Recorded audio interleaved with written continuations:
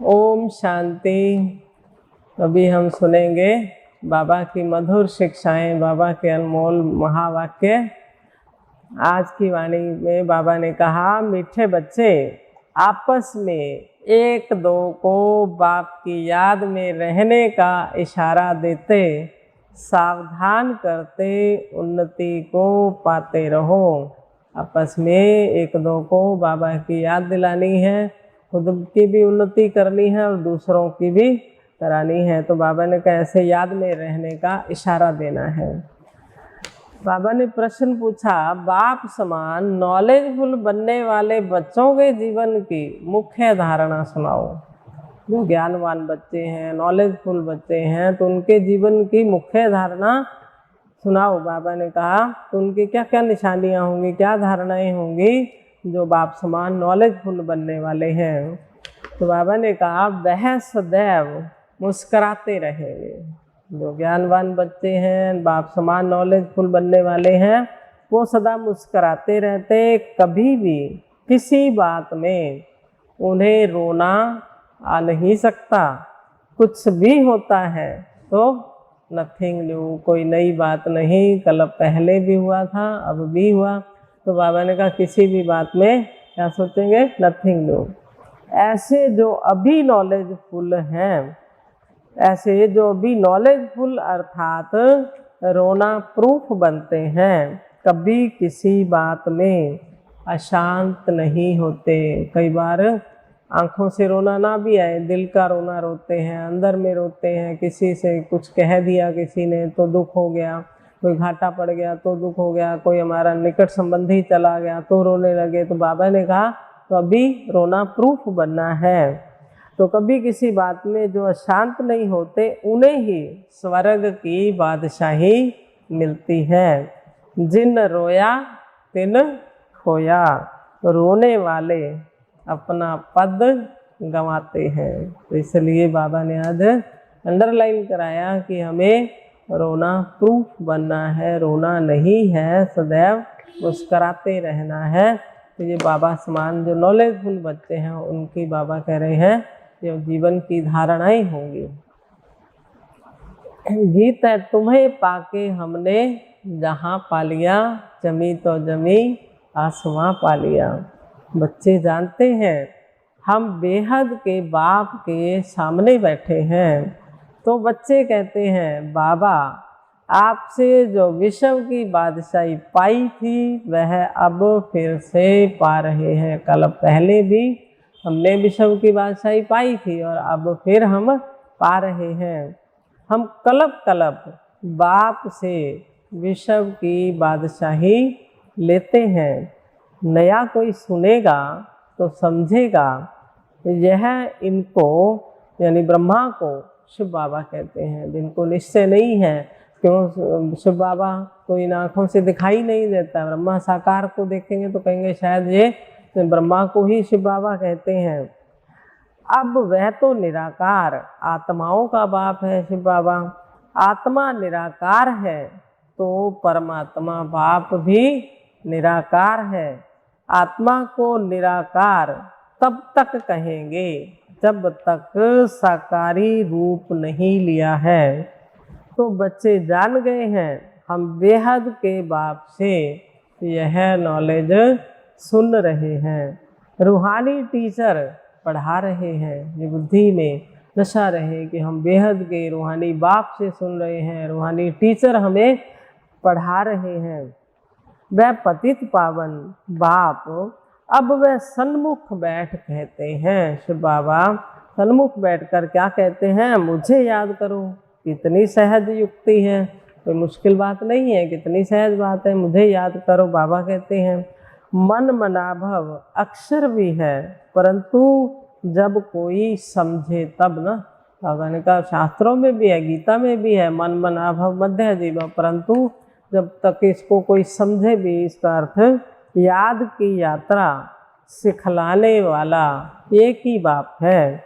तुम बच्चे ही जानते हो हम रूहानी यात्रा पर हैं। वह जिस्मानी यात्रा, अब हम जिस्मानी यात्री नहीं हैं। हम कौन हैं, रूहानी यात्री हैं, रूहानी यात्रा पर हैं। हम हैं रूहानी यात्री, इस याद से ही विकर्म विनाश होंगे। जब बाबा ने कहा रूहानी यात्रा पर रहेंगे, अपने को रूह समझ के बाबा को याद करेंगे, तभी विकर्म विनाश होंगे। तुम विकर्मा जीत बन जाएंगे, और कोई उपाय नहीं है जो तुम विकर्मा जीत बनो सिवाय याद के बाबा की। और कोई उपाय नहीं है आत्मा विकर्मा जीत बने, पाप कर्मों से मुक्त हो जाए, सिवाय याद के पाप कर्म विनाश हो नहीं सकते। बाप को ही नॉलेज फुल कहा जाता है, तो बच्चों को ही नॉलेज देंगे ना। गॉड फादर का नाम भी चाहिए, नाम रूप से न्यारा थोड़ा ही है। शिव बाबा गॉड फादर कहते हैं, तो फिर गॉड फादर का नाम भी होना चाहिए, रूप भी होना चाहिए, फिर उसको नाम रूप से न्यारा नहीं कह सकते। पूजा करते हैं, उनका नाम है शिव, और शिवलिंग के रूप में पूजा करते हैं, फिर रूप भी हुआ। तो वही पतित पावन ज्ञान का सागर है। तो बाबा ने कहा आत्मा याद करती है उस परम पिता परमात्मा को, शिव बाबा को आत्मा याद करती है। बाप कहते हैं मुझे याद करो और वर्षे को याद करो।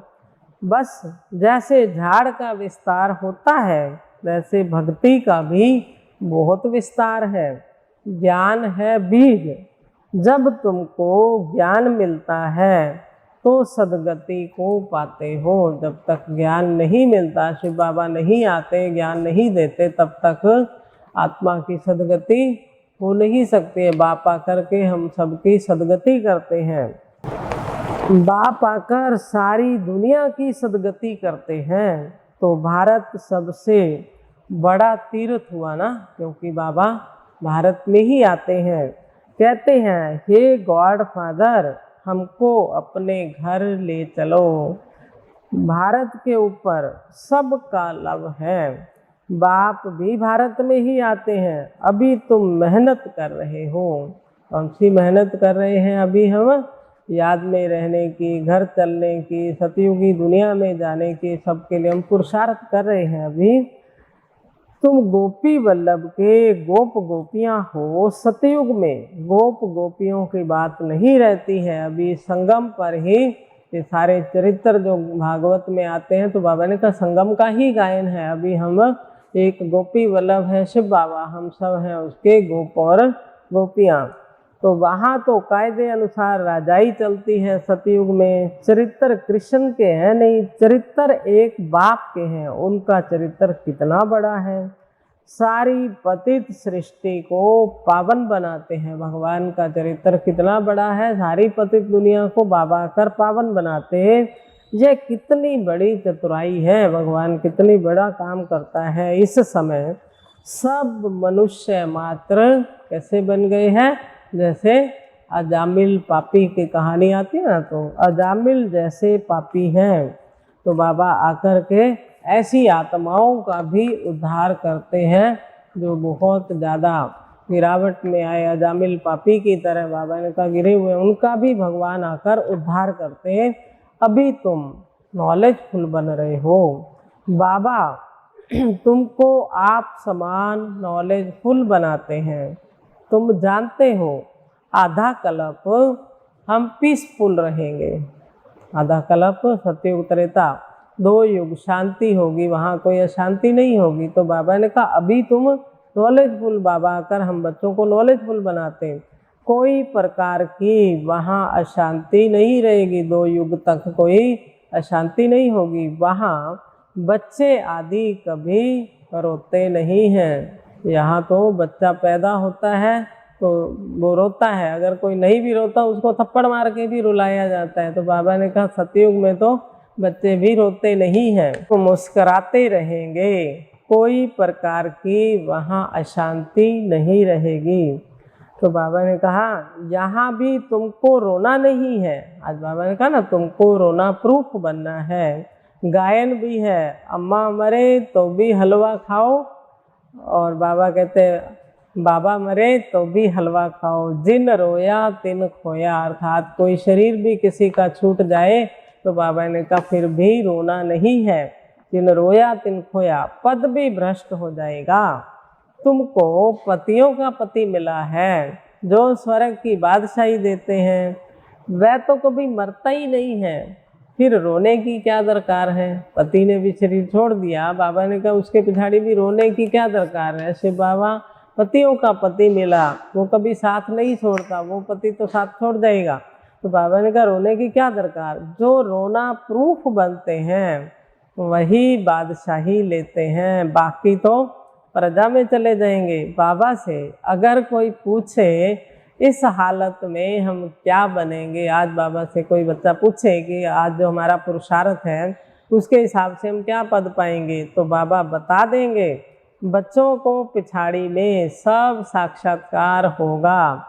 जैसे स्कूल में सभी को मालूम पड़ जाता है ना कि हम कितने मार्क्स से पास होंगे, कितना पेपर अच्छा हुआ, तो स्कूल में भी जैसे पता पड़ता है, तो ऐसे बाबा ने कहा अंत में बच्चों को भी अपनी अवस्था का मालूम पड़ेगा कि हम क्या पद पाएंगे।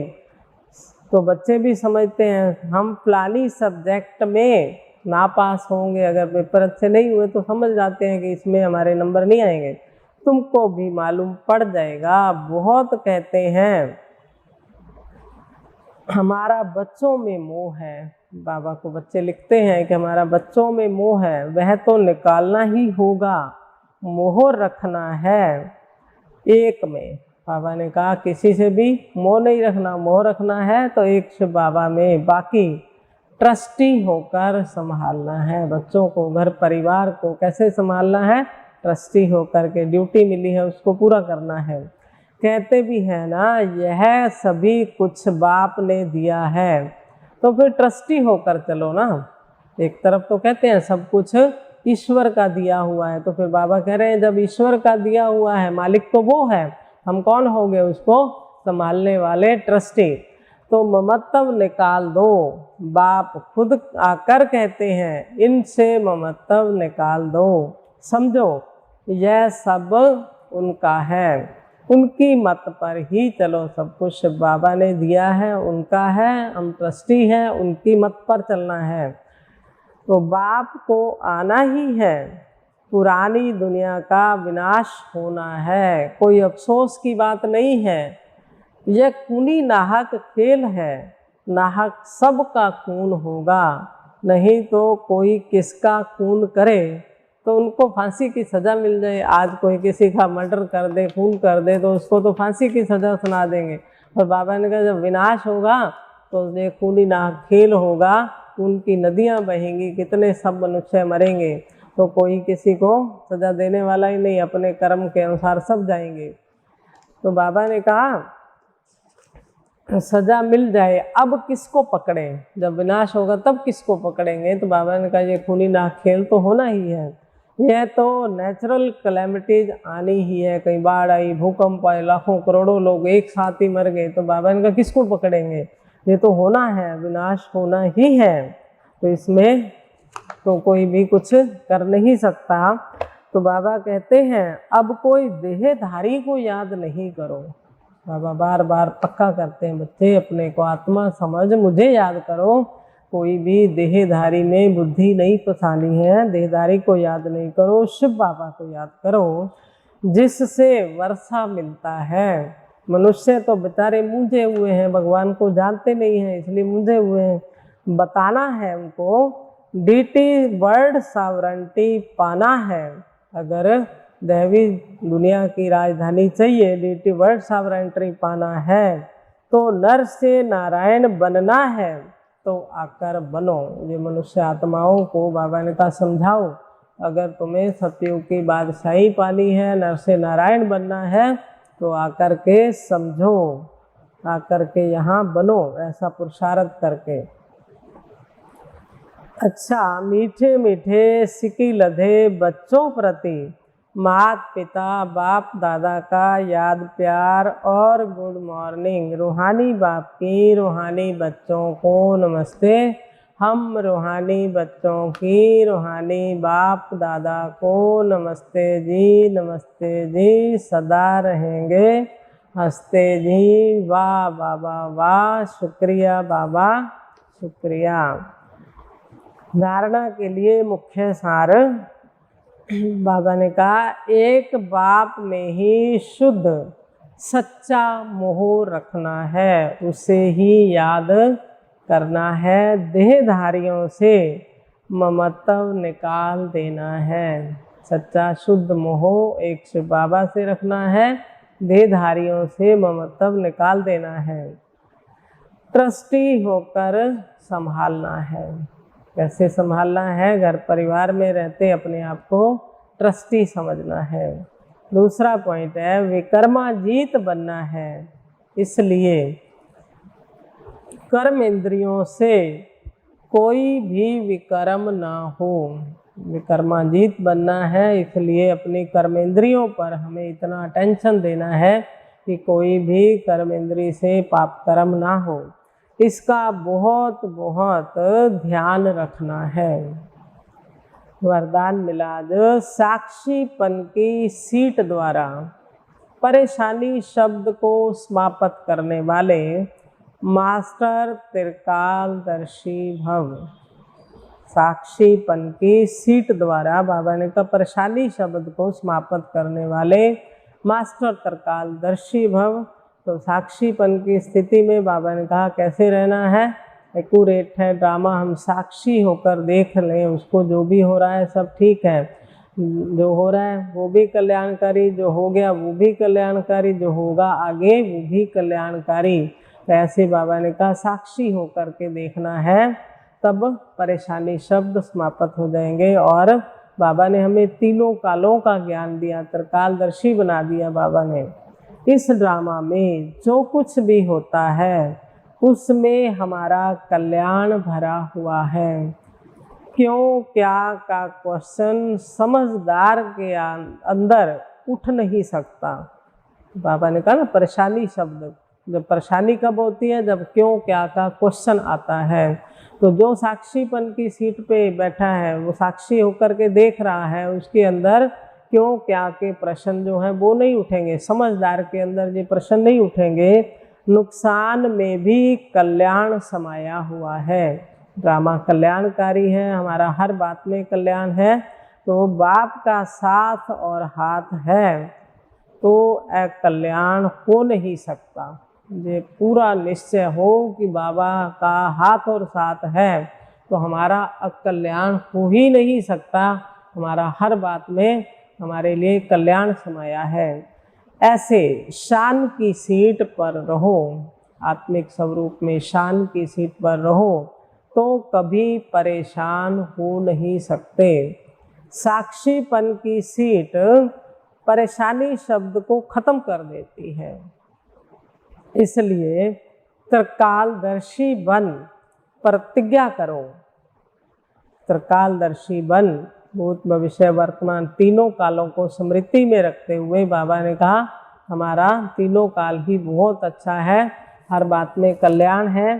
तो बाबा ने कहा त्रिकालदर्शी बन प्रतिज्ञा करो। क्या प्रतिज्ञा करनी है? ना परेशान होंगे और ना परेशान करेंगे। ना हम परेशान खुद परेशान होंगे, ना दूसरों को परेशान करेंगे।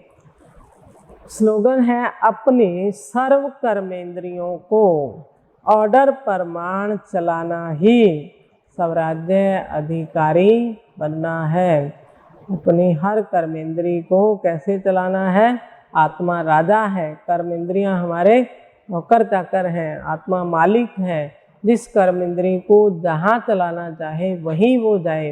जैसे नहीं आँख कहीं कुछ देख रही है और हम राजा का अगर सीट पे नहीं है, राजा स्वमान की सीट पर नहीं है, तो फिर कर्मेंद्री जो है, कर्मेंद्री रूपी कर्मचारी हैं, वो भी ऑर्डर प्रमाण नहीं चलेंगे जब हम साक्षी होकर सीट पे नहीं बैठे। तो इसलिए कर्मेंद्रियों के राजा बन करके इन कर्मेंद्रियों को अपने ऑर्डर प्रमाण चलाना है। यही है स्वराज्य अधिकारी, अर्थात मैं आत्मा मालिक हूँ, स्वराज्य अधिकारी हूँ। अच्छा, ओम शांति।